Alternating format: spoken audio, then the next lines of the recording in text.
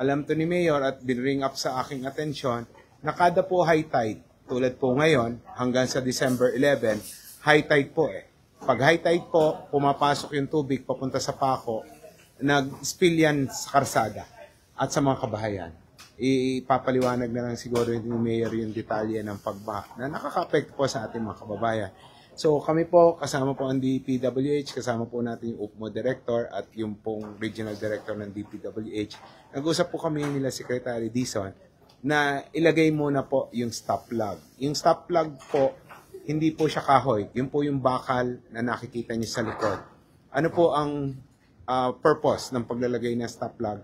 Yan po ay ilalagay para harangin yung tubig. Para kahit po mag-high tide sa Manila Bay, hindi po papasok papunta ng Paco yung tubig na nagkokos ng pagbaha. So, itatanong nyo naman, paano naman kung ang tubig ay galing inland? Yan naman po, ang mag-handle niyan ay yung ating pumping station. So, nag-commit naman kay Yorme ang DPWH, mamaya siguro sila na magsasabi ng timeline.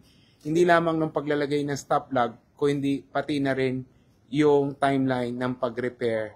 Dahil yung stop plug ay temporary solution lamang. Ang permanent solution dito ay yung pong pag-repair ng floodgate. Yorme? Nasabi ko na, Chairman, we're very grateful to you, to the national government, the DPWH, na yun na, at least may day one na.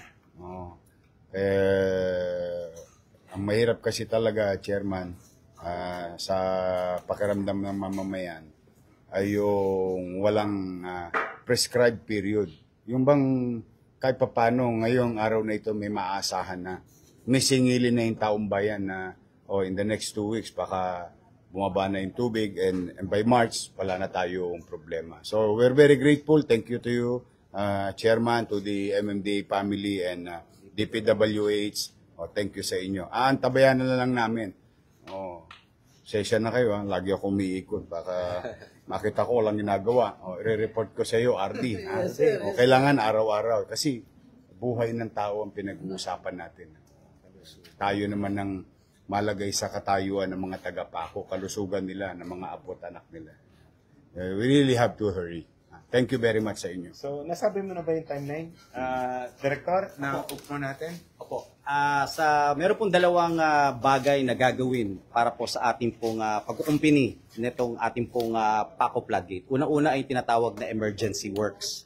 Ang emergency works po ito ay kinakailangan upang mapanatili ang tubig, yung level ng tubig ng Paco na hindi po naapektuhan ng Pasig River. Ito po ang paglalagay na stop plug. Yan po ang emergency work.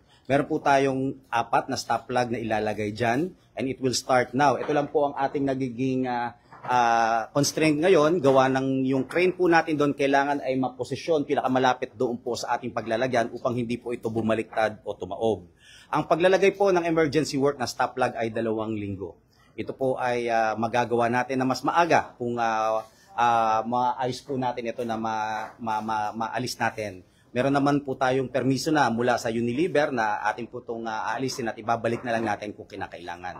Pangalawa ay yung paggagawa, pagkukumpuno mismo ng floodgate. Ito po ay isang napakalaking floodgate. In fact, ang Paco floodgate, ang pinakamalaking floodgate sa lahat ng mga pumping stations. So ito po ay 50 tons. Kung inyo pong susumahin, ito po ay 50,000 kilograms.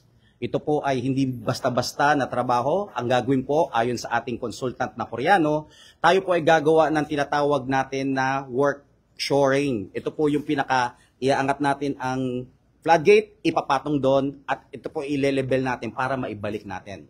Ang tanong, gaano katagal po ito gagawin?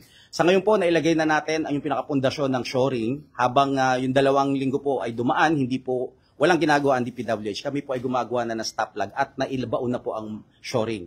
Ito po ay pagtitibayin natin ang pag-angat, paglagay sa shoring at pagkumpuni ng buo, including paglagay ng mga bracing ay tatagal po ng 3 buwan. So kung ngayon po ay Desyembre hanggang gitna ng Marso, ito po ay matatapos, Yorme and Chairman po. Salamat. Yes, sir. Salamat. At makakaasa yung mga kababayan natin na hopefully bago magpasko, ay walang tubig sa kanila, di ba, Yorme? Kawawa naman yung ating mga kababayan na magpapasko na may tubig sa kanilang mga tahanan.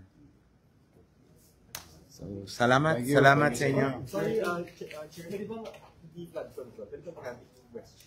Nag-press briefing na ako sa Malacanang.